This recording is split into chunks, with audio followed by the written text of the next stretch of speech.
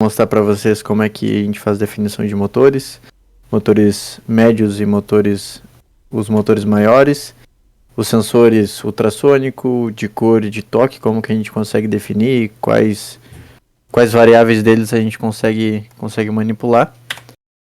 Primeiramente, a gente tem o medium motor, que ele é mais usado para mexer uma espécie de braço do robô, uma garra do robô.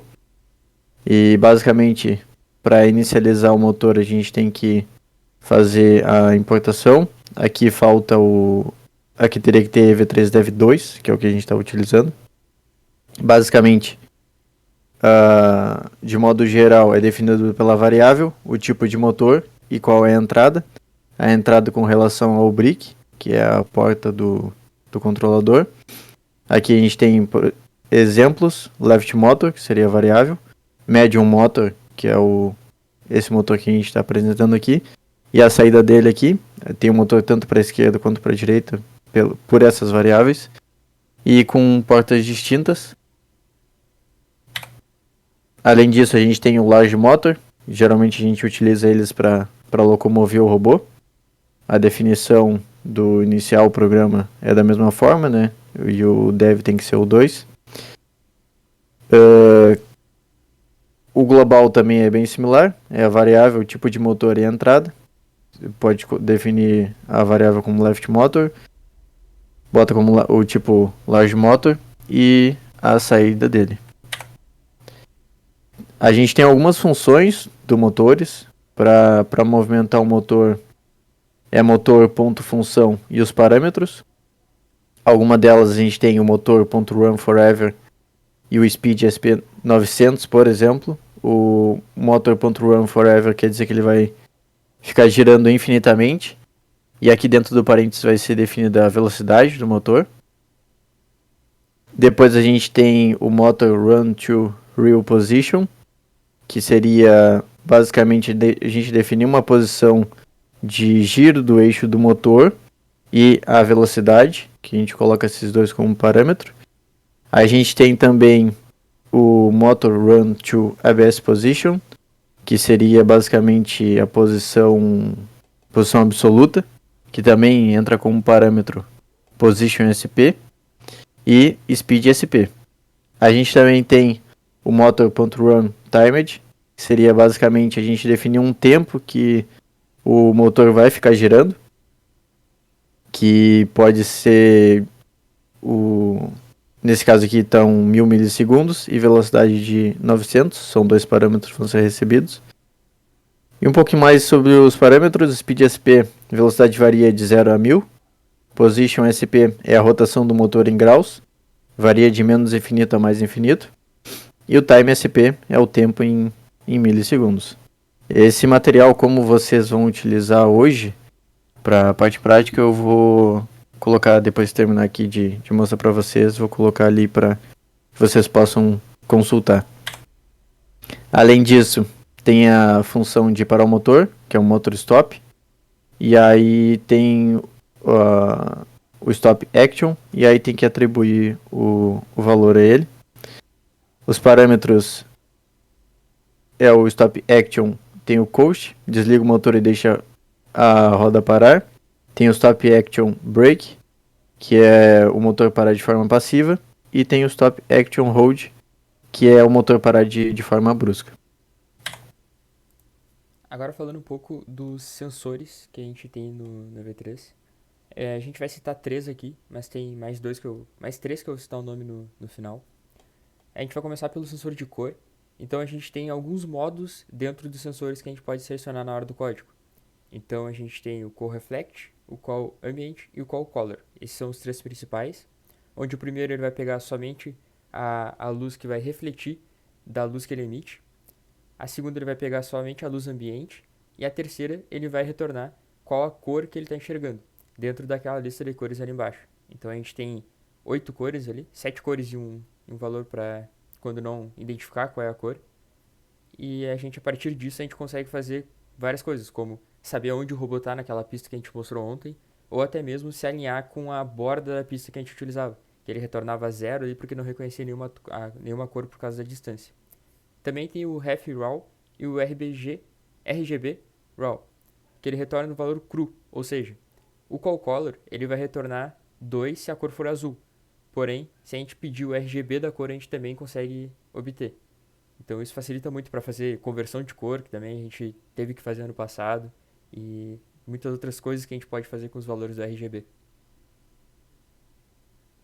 Então aqui está um exemplo de como utilizar o sensor de cor no GearsBot, que é o simulador que a gente está utilizando. Aí a gente vai carregar a biblioteca que tem os sensores Lego, que é a EV3 e Dev2, dentro do sensor e dentro do Lego. A gente vai importar toda a biblioteca. A gente cria o sensor dentro do código, né? Que é basicamente alocar uma variável para aquele sensor. Nesse caso, a sensor cor. Também a gente configura o modo da mesma maneira, que vai ser a variável .mode e o modo ali que eu citei antes, entre aspas. Então, o primeiro comando ali, que é o cor igual a sensor cor color, ele vai retornar um daqueles valores de 0 a 7, dependendo da cor que ele vai estar encontrando. No RGB ali, ele vai retornar uma lista onde vai conter os 3 valores, DR, G e B. Agora um pouco sobre o sensor ultrassônico. O sensor ultrassônico ele é basicamente utilizado para medir a distância, ou seja, ele emite um sinal e conforme o tempo que ele levar para retornar esse sinal para ele, ele sabe qual é a distância. E até foi um problema para nós na competição se o tubo tivesse na diagonal do robô, porque aí o sinal rebatia no tubo e ia para longe, ele não voltava direto pro sensor. Então foi um problema bem grande que a gente teve lá.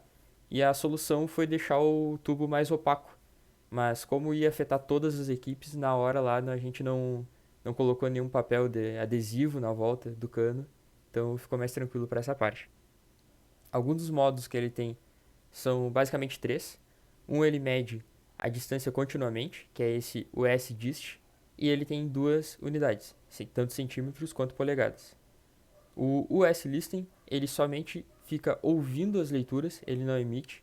Isso dá para fazer a gente fazer comunicar dois sensores, então um vai emitir e o outro vai retornar. Também a gente cogitou usar isso na competição lá, na hora que a gente estava pensando em utilizar dois robôs. Então talvez eles fossem se encontrar utilizando os sensores, mas acabamos não usando.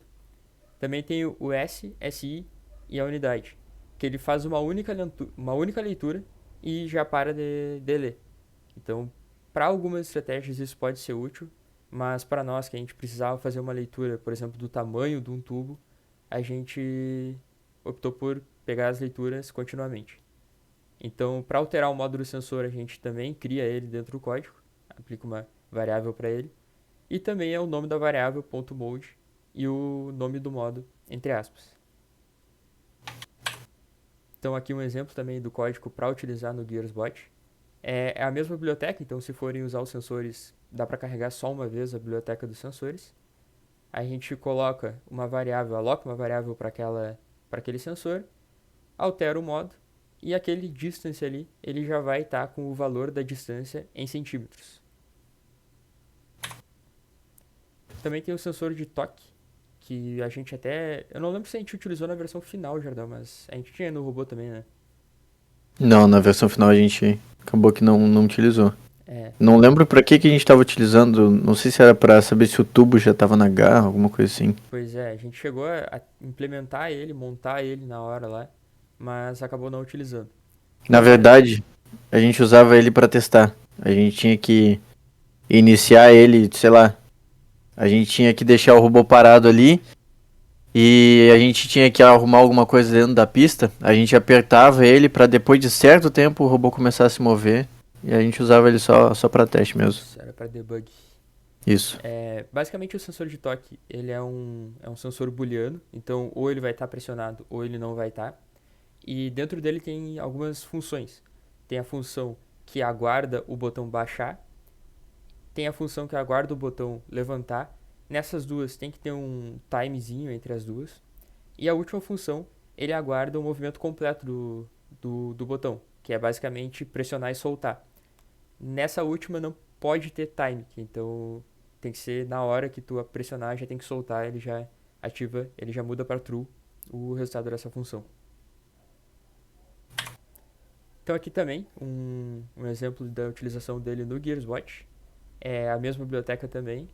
Cria o sensor, altera o módulo da mesma maneira que os demais. E o código que eu fiz aí é enquanto o sensor de toque for falso, ele fica andando para frente. A partir do momento que houve um toque naquele sensor, ele é alterado para true e ele sai do while fazendo os motores frearem, que aí o robô vai parar. No GearsBot lá não tem nenhum robô pronto com o sensor de toque, então se precisarem eu tenho aqui o arquivo do robô que eu fiz, mas é basicamente adicionar um sensor de toque na frente dele lá, que dê para ele ter contato só andando para frente.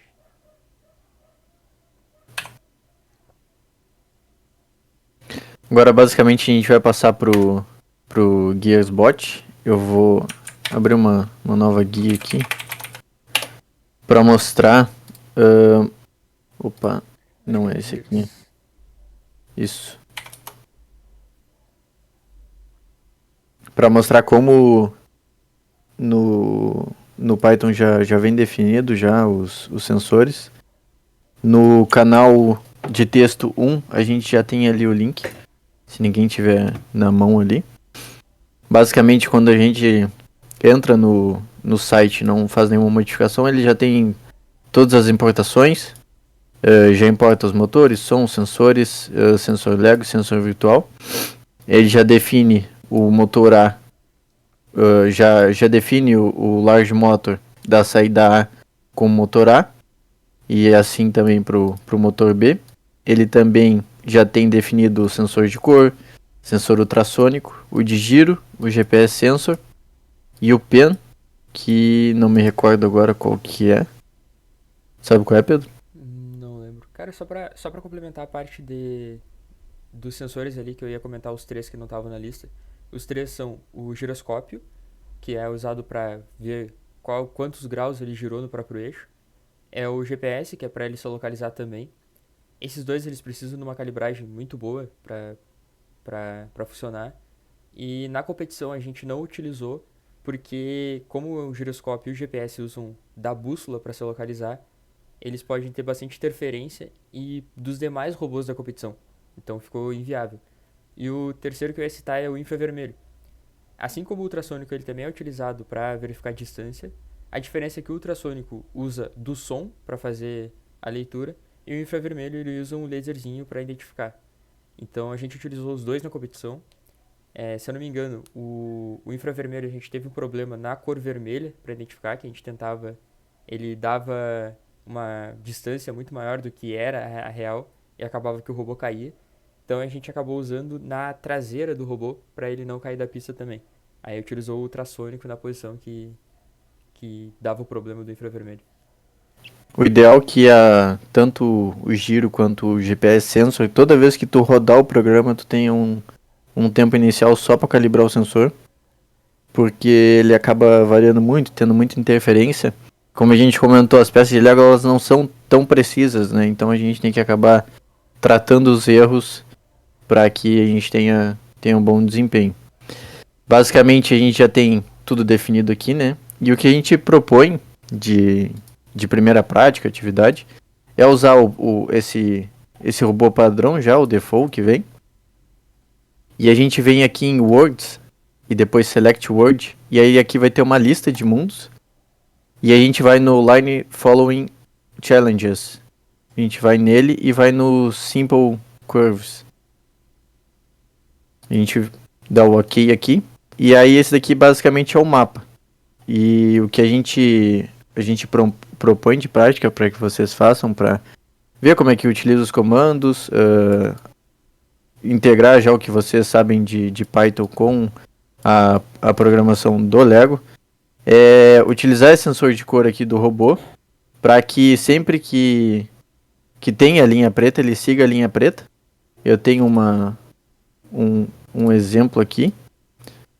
Ele não está totalmente funcional, mas é o que ele tem que fazer mais ou menos. Ele tem que seguir a linha preta.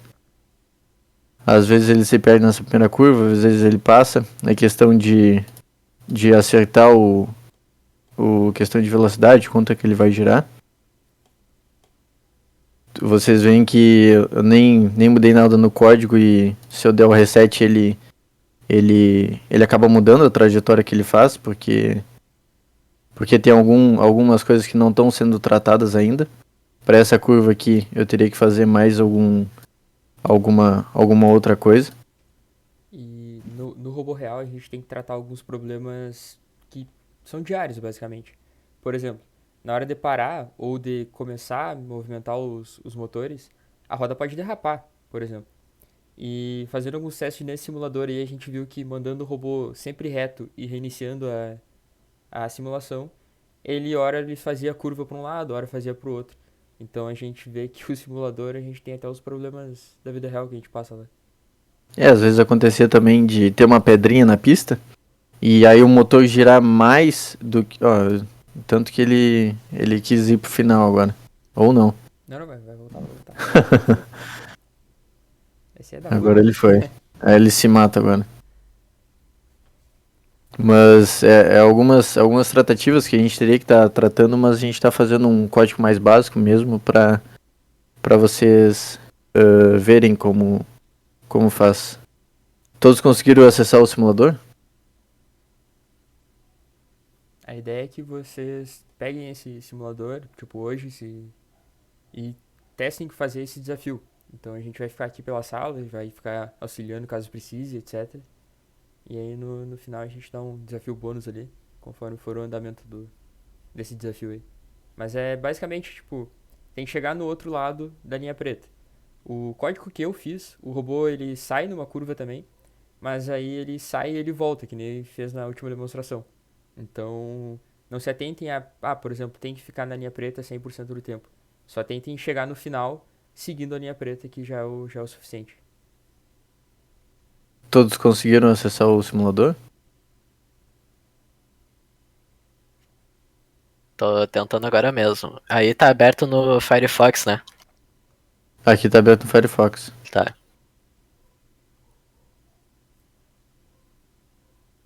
E aí o mundo, basicamente no Select World, é o segundo mapa ali e o primeiro estilo dele, que é o simples.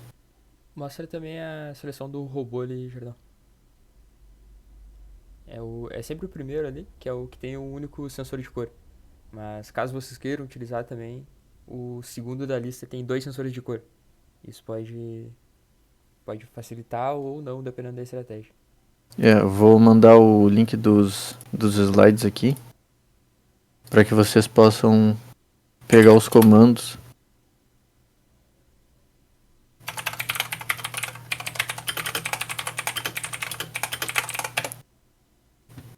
Para que vocês possam pegar os comandos. Basicamente a estratégia que geralmente